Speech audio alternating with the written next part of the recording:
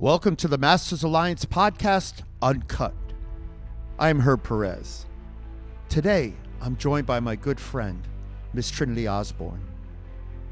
She was an Olympic Training Center athlete who competed and trained for the USA team spots and runs a business up north, as well as the creator and CEO of the USA Masters team for Taekwondo. Her passion for service goes hand in hand for her passion for our sport, and she continues to deliver on that promise for athletes, both past, present, and future. So strap in and learn more about Miss Trinity Osborn's continual efforts to grow what we do and her passion for how she does it. Well, today we're joined by an amazing individual that I had the good fortune to spend some time with during a training session, Miss Trinity Osborn. How are you doing today? Great, sir. Nice to be here. Well, it's great to see you as well. You've had an impressive Taekwondo journey that spanned over 30 years. Could you share a pivotal moment or experience that solidified your dedication to this martial art? Um, I can honestly say ever since I started Taekwondo, I was immediately hooked. I wanted to know more. I was just like a sponge. I wanted to grow, learn, refine myself even more. So I think it was more so my instructor at the time just kind of believing in me and me seeing this new martial art, but thing that I could grow personally in character growth as well as in skill and sport. And it just appealed to me, and I was immediately hooked. Well, that's great. I mean, you have so much energy, so much passion, and I can only imagine why you were scouted by Coach Han Wan Lee for the Olympic Training Center. That's a remarkable achievement and really a testament to who you were as a competitor. How did that experience shape your athletic career or your personal growth? Well, it really was, it was in 95 and I just turned 15, just going into high school. And I think at that time I was the youngest OTC athlete to be scouted and then to be a resident. And so it was a big step. Of course, my mother had to take a big leap of faith in sending me, but that's all I wanted. And it really did shape me and pour into me as being an elite athlete at that time. And I was very driven. That's what I wanted. I wanted to get to that next level, and I was just excited and humbled to be asked and ready to take that next step in my athletic journey. Can you share anything from that time that was extremely memorable or how it changed your view of what the sport was? I mean, you went from training locally to all of a sudden you're at the Olympic Training Center, and back then that was really something. I mean, it's an amazing facility. Yes, it was, and I think some pivotal times there was just those that I was with and surrounded myself with. That's where I met Grandmaster Bell and just became an immediate friend and mentor to myself. But it was a glimpse into seeing what elite athletes did to prepare themselves. And it wasn't just Taekwondo, there was plenty other sports that were there. And I think when you put yourself and you rub, like iron sharpens iron. So when you see other athletes aspiring for these high level goals and being amidst them, that it really did take me to a new level. The facilities was amazing. And everything that was provided to us really poured into us as who we were as athletes at that time. And then you transition from being a competitive athlete to a Mhm. coach and a mentor, and this is a common path. But what motivated you to continue your involvement in Taekwondo through coaching and instructing?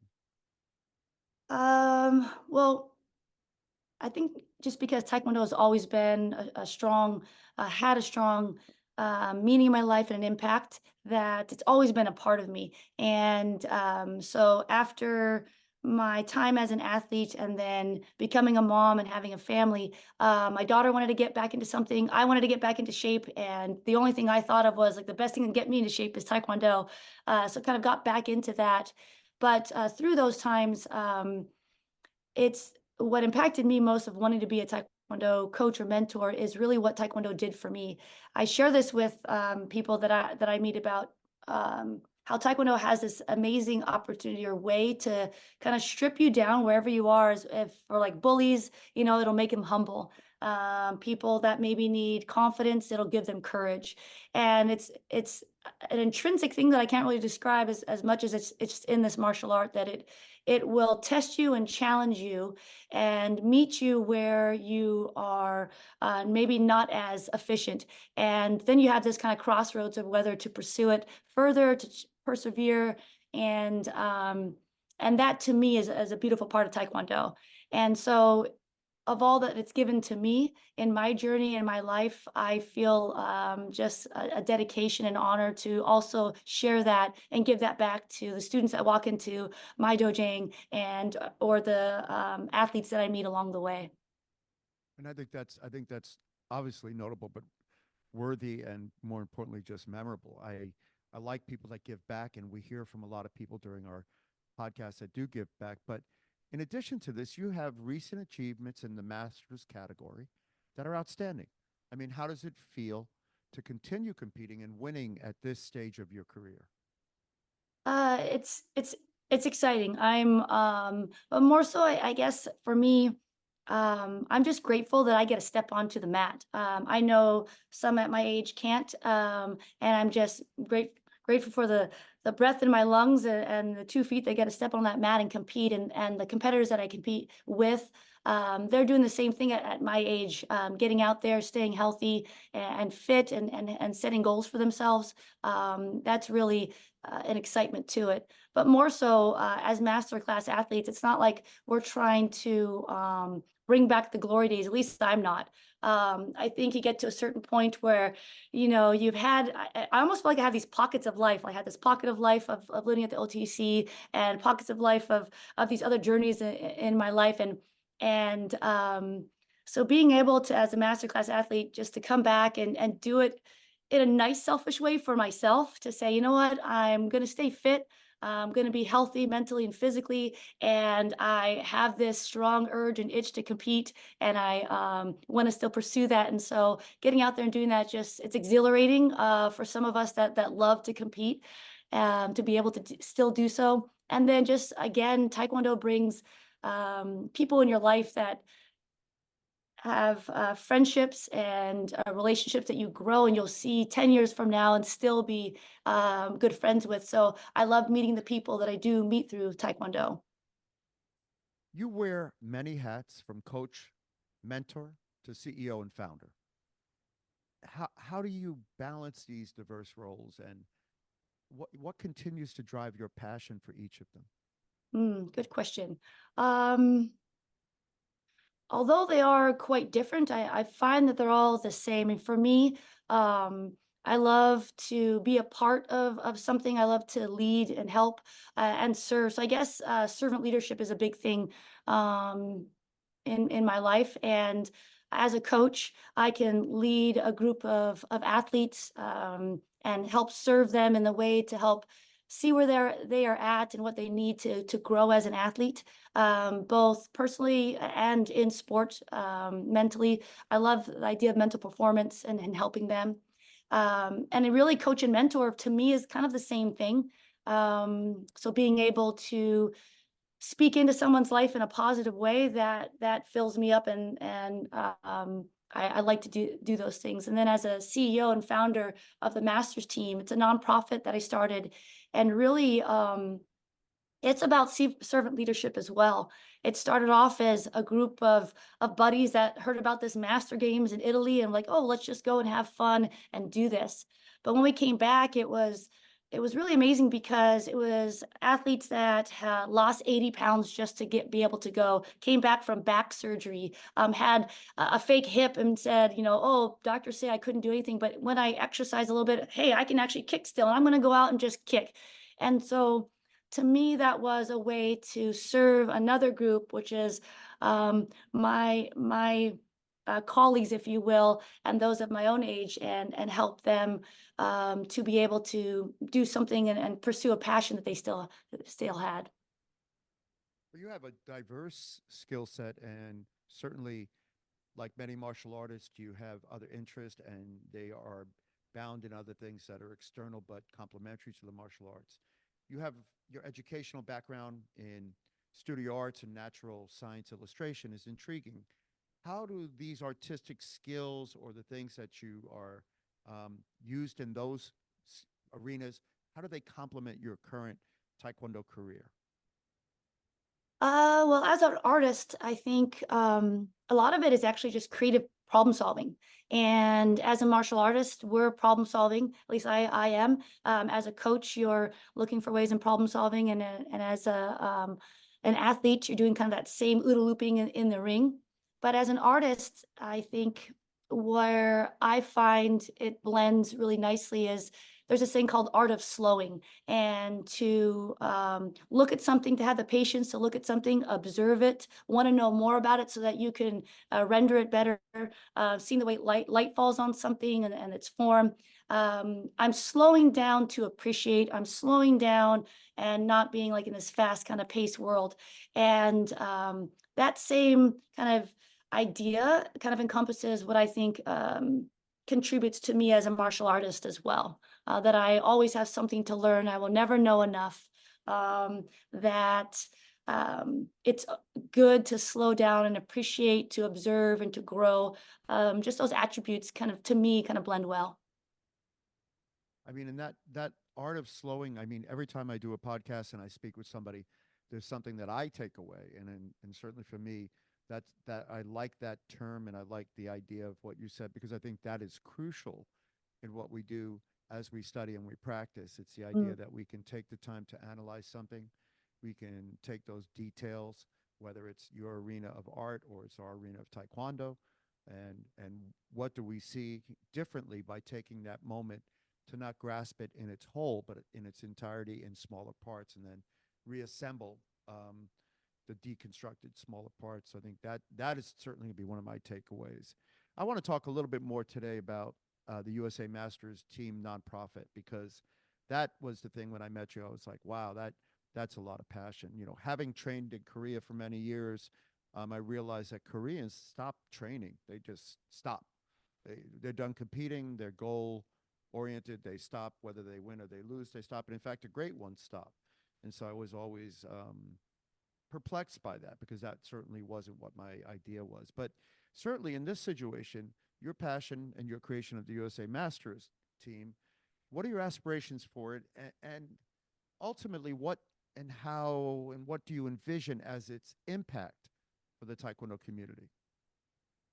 Well, our mission is to really inspire and enable masterclass athletes the opportunity and resources to pursue their competitive goals and desires. And as a masters community, it really is about sharing that it's never too late, to encourage and to come around. And as master age athletes, it's not like we have to train harder; we just train smarter. To provide resources for nutrition is different for us. Our pliability and the way that we warm up is different, but we can still perform quite impressively on the mats.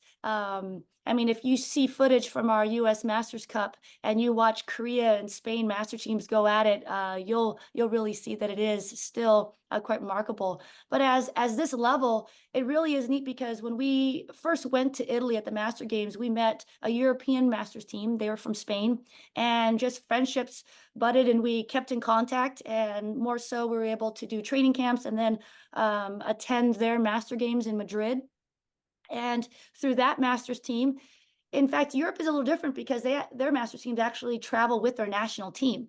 So while the national team has a circuit, their master age athletes have a circuit as well. So it really isn't you're not done after 30 or so, but there is more that you can pursue in the competitive arena of Taekwondo. And the Spain Masters team also had friends with the Netherlands players, and then they now just formed recently a Netherlands Masters team. And we actually have a Korean masters group as well, the Taekwondo Co-op, and a wonderful group of Korean master athletes that are kind of those that still want to pursue competitive sport are training together in Paju, Korea. And then we also have, I believe, a small group in Cuba and Mexico that are starting to rise up saying, oh, there is these other people out there that still want to compete, and not just recreationally, but we want to be warriors on the mat, friends off the mat, but we want to get to it and have fun on the mat. And that's a beautiful part is seeing that this community is growing and growing, and we're able to inspire others and ignite these passions and impact lives.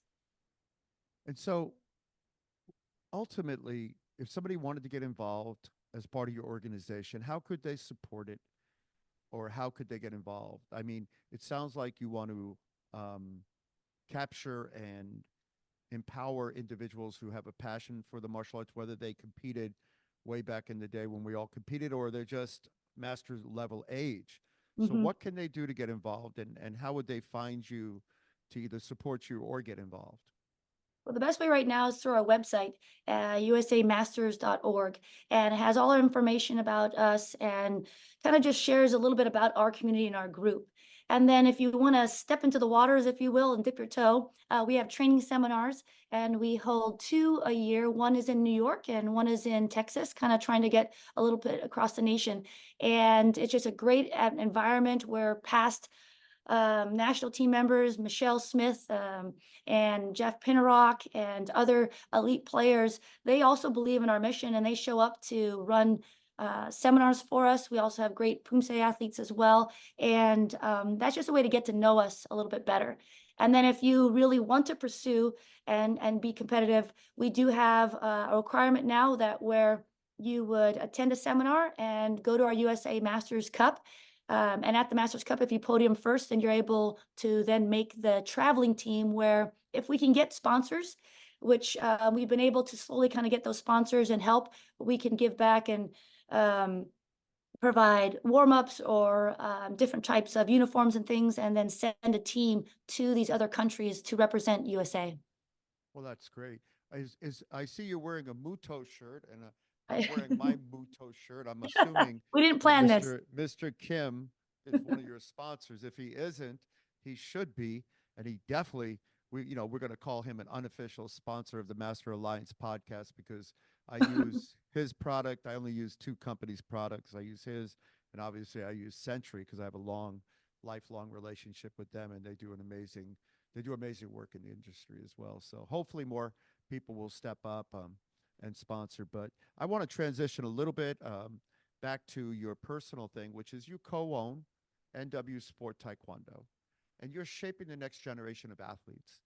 And you yourself at 15 being scouted to go to the Olympic Training Center and train and compete at that level. And I saw some of your medal results, which are just amazing as well. What values and lessons do you prioritize in your coaching approach to those young athletes? Well, I think any student that comes through our doors, I share with them and their parents that it's not about just kicking and punching that you're going to learn here, and it really is about the person that you become, the person and becoming the best version of yourself. And I do really infuse all of the tenets of Taekwondo within our program. So courtesy, integrity, perseverance, self-control, indomitable spirit, and we talk about those, and they're a big part of who we are as Northwest Sport Taekwondo athletes and martial artists. And so I think that's a huge part of our dojang is that we're really about who you're becoming. And that's more of the forefront than just your ability to kick and punch. But that's the thing about Taekwondo is by learning kicks and punches, by I can't do it now, but I can, you know, eventually, or struggling here in memorization or those things with Pumse, that we're refining those character qualities that we're trying to teach in the youngsters that are coming through our doors. Looking back on your extensive career along those lines, what advice would you give to young athletes aspiring to achieve greatness in Taekwondo or any other endeavor? Um, I say I would share with them that it's really who you surround yourself with as well. No man is an island, and you can't do it all by yourself. Um, the beautiful part of our sport is that it is yourself in the ring. You're making those decisions. It is all you kind of performing. But in order to get into that ring, you couldn't do so without a coach, without a trainer, without the athlete putting on the other hogu to do drills with you. And so it really is a community. And I would say if you're aspiring this, that it's who you surround yourself with. So be mindful of who you do surround yourself with, those that believe in you and can pour into you and pour the right things into you. And really, it truly comes down to kind of diving into believing in yourself, and if you really wanted to pursue it and outlasting the others. But I really think it's about who you surround yourself with and those that pour into you. Finally, what are your future goals and aspirations, both personally and maybe professionally, within the world of Taekwondo? Well, no matter if I try to hide from it, I think Taekwondo will always be a part of my life, and I welcome that. And so, where I see myself, I would love to eventually learn and become a better coach, an elite performance coach. I do love the idea of positive mental performance. I think it's something that lacked when I was a young athlete that can really help our athletes become even better and sharper and take them to the next level. But more so, um, just pursuing taekwondo and wherever it leads me, helping those that just find our sport and just find our martial art to understand that it is something that is this beautiful thing that you can learn and grow in, and those that are have been in it to share fond memories with, and to continue just to spread the word about our martial art. When I met you and I spent some time with you, I was aware of you because, we communicated maybe through Facebook and stuff like that. But then one of the things that I found intriguing about you, and I remember when I called you and asked you to do this podcast, you were slightly reluctant because you saw the others who had done it.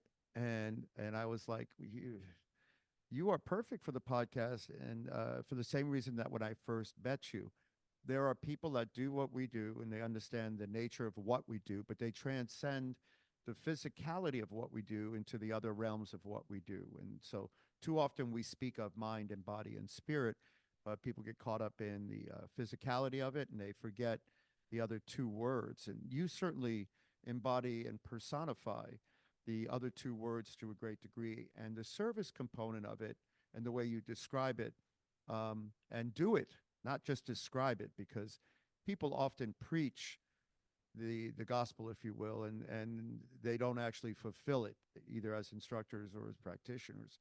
But you're doing that constantly and for the right reasons. And so I wanted to say that because I wasn't going to share that story, but I think it's worth knowing.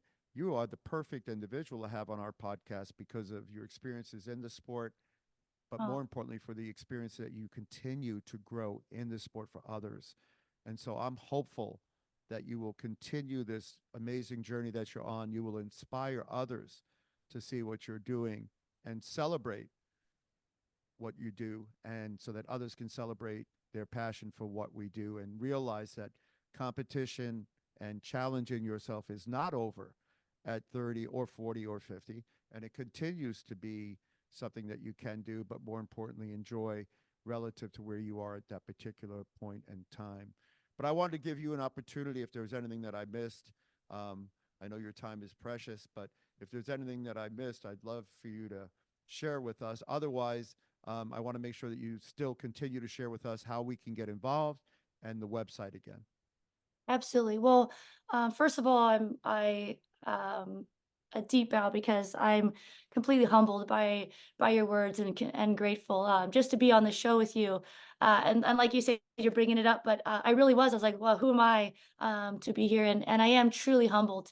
Um, and just I guess after you had mentioned, no, it's okay. I really did think about it, and it was about well, what Taekwondo has done for my life, and if I could inspire someone else in that area, I would just be blessed to do so. So I am really grateful for those words. Thank you. As far as USA Masters team, you can again reach us at usamastersteam.org.